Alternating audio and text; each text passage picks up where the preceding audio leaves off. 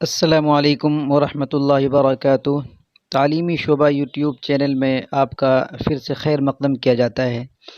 آج کی یہ ویڈیو ان طلباء و طالبات کے لیے ہے جو بی اے آنرس اردو یا ایم اے کی تیاری کر رہے ہیں۔ آج ہم پابند نظم کے بارے میں پڑھیں گے اور نظم معرہ کے بارے میں پڑھیں گے، آزاد نظم اور اس کا پس منظر کیا ہے اور اس کا آغاز کیا ہے۔ چلیے آج کی اس ویڈیو کو ہم شروع کرتے ہیں۔ پابند نظم تعریف: ایسی نظم جس میں بحر کے استعمال اور قافیوں کی ترتیب میں مقررہ اصولوں کی پابندی کی گئی ہو، پابند نظم کہلاتی ہے۔ نئے انداز کی ایسی نظمیں بھی جن کے بندوں کی ساخت مروجہ ہیئتوں سے مختلف ہو یا جن کے مصرعوں میں قوافی کی ترتیب مروجہ اصولوں کے مطابق نہ ہو لیکن ان کے تمام مصرعے برابر ہوں اور ان میں قوافی کا کوئی نہ کوئی التزام ضرور پایا جائے، پابند نظمیں کہلاتی ہیں۔ مثلا مربع، مخمس، مسدس، ترکیب بند، ترجیع بند، گیت اور دوہا وغیرہ۔ آزاد نظم: نظم معرہ: ایسی نظمیں جن کے تمام مصرعے برابر کے ہوں مگر ان میں قافیہ نہ ہو، نظم معرہ کہلاتی ہے۔ شروع میں اسے نظم غیر مقضی یا بے قافیہ نظم کہا جاتا تھا، کچھ لوگوں نے اسے نظم عاری بھی کہا ہے، لیکن آج کل اس کو نظم معرہ ہی کہتے ہیں۔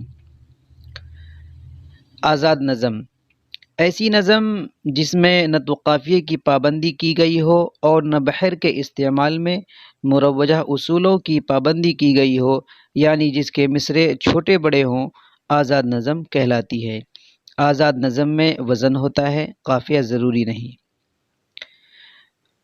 پس منظر: سن 1857 عیسوی کے انقلاب کے بعد وقت نے کروٹ لی تھی، حالات بدل چکے تھے، ملک غلام ہو چکا تھا، انگریزوں کی حکمرانی تھی، حاکم وقت کی زبان انگریزی تھی جس کو عوام پر مسلط کر دیا گیا تھا۔ اپنے بچاؤ، بہتری کی تلاش اور مقابلے کی جستجو میں انگریزی سے واقف ہونا وقت کی ضرورت بن چکا تھا۔ بدلے ہوئے حالات میں ہمارے مفکرین اور قائدین اپنی قوم کی زب و حالی پر غور کرنے کے لیے مجبور ہو گئے۔ چونکہ قوموں کی تعمیر میں ادب کا کردار اہم ہوتا ہے، اس لیے ادب کی جانب خصوصی توجہ دی گئی، معاشرے کو نئی قدروں سے متعارف کرایا گیا اور ہمارے ادب کو نئے زاویوں اور حقائق سے روشناس کرایا گیا۔ زبان کو عام فہم بنانے اور اسے روز مرہ کا رنگ دینے کی کوشش شروع ہوئی تاکہ زبان میں وسعت پیدا ہو اور عوامی سطح پر اس سے استفادہ کیا جا سکے۔ مغربی علوم بالخصوص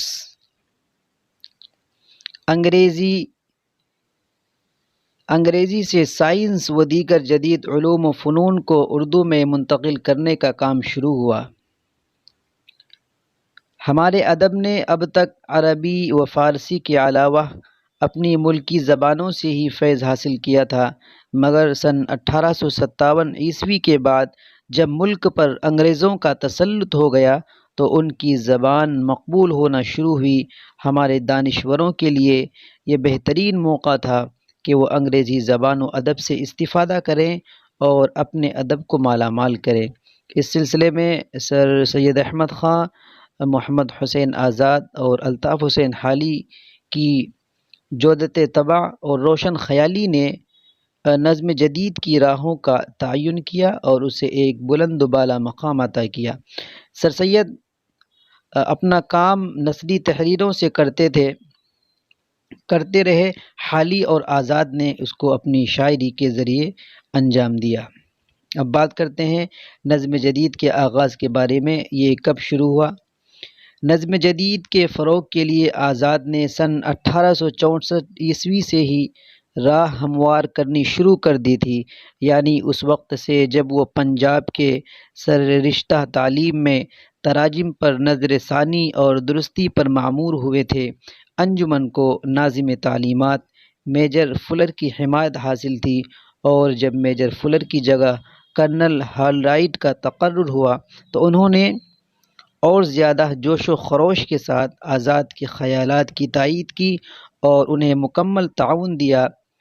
15 اگست 1867 میں انجمن کے ایک جلسے میں آزاد نے نظم اور کلام موضوع کے باب میں خیالات کے عنوان سے ایک لیکچر پڑھ کر سنایا، جس میں انہوں نے بڑے دلکش انداز سے قدیم اور جدید شاعری کے معائب و محاسن کی طرف توجہ دلاتے ہوئے شعراء کو انگریزی شاعری سے استفادہ کرنے کا مشورہ دیا تھا۔ سن 1874 سے آزاد اور حالی نے کرنل ہال رائٹ کی سرپرستی میں نئے انداز کے مشاعروں کا آغاز کیا، جن میں طرحی غزلوں کے بجائے مستقل موضوعات پر نظمیں سنائی جاتی تھیں، ورنہ اس سے پہلے شعراء کو مصرع طرح دیا جاتا تھا اور وہ اسی زمین میں طبع آزمائی کرتے تھے۔ انجمن پنجاب کے تحت منصوبہ بند طریقوں سے مشاعروں کا آغاز ہوا۔ اس کے لیے شرکاء کو پہلے سے ایک موضوع یا عنوان دیا جاتا تھا، جس میں رہ کر شعراء نظمیں کہہ کر لاتے تھے۔ اس محرک کی بدولت فنکاروں کی ممکن توجہ کلام میں فصاحت اور قدرتی عنصر پیدا کرنا، حزنیہ انداز کے مقابلے میں تربیہ بیان کو مقبول بنانا، اخلاق اور موعظت کے مضامین قلم بند کرنا ہوتا تھا۔ آزاد اور حالی ادب کو افادی اور بامقصد بنانا چاہتے تھے۔ شاعری کے ذریعے وہ عوام میں حرکت و عمل کی قوت پیدا کرنا چاہتے تھے تاکہ معاشرے کو ذہنی طور پر پوری طرح صحت مند بنایا جا سکے۔ ساتھ ہی وقتاً فوقتاً انجمن کے جلسوں میں جدید شاعری کی افادیت کو اجاگر کرنے کے لیے مباحثوں اور تقریروں کا بھی اہتمام کیا جاتا تھا۔ آزاد نے خود کئی محفلوں میں علمی و ادبی مضامین پڑھے، جن میں قدیم روش کو ترک کرنے اور انگریزی زبان و ادب سے استفادہ کرنے کی تلقین کی گئی۔ فرماتے ہیں، تمہارے بزرگ اور تم ہمیشہ سے نئے انداز کے موجد رہے ہو، مگر نئے انداز کے خلعت و زیور جو آج کے مناسب حال ہیں وہ انگریزی صندوقوں میں بند ہیں اور ہمارے پہلو میں دھرے ہیں، مگر ہمیں خبر نہیں۔ ہاں، ان صندوقوں کی کنجی ہمارے ہم وطن انگریزی دانوں کے پاس ہے۔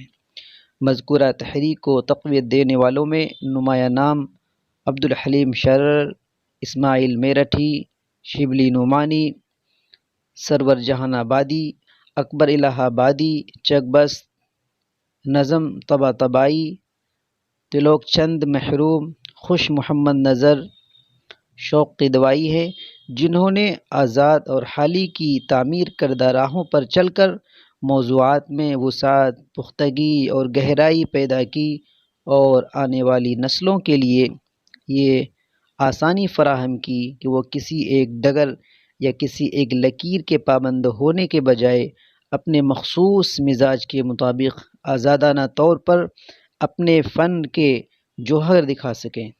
آگے چل کر علامہ اقبال، جوش ملیح آبادی، جمیل مظہری، میرا جی، نون میم راشد، مخدوم محی الدین، اختر الایمان، فیض، علی سردار جعفری، شہریار، ندا فاضلی وغیرہ نے اس روایت کو اور زیادہ مستحکم کیا اور مضبوط کیا اور اسے نئے امکانات سے روشناس کرایا۔ اور سبسکرائب کریں اور بیل آئیکن کو دبانا نہ بھولیں۔ اللہ حافظ۔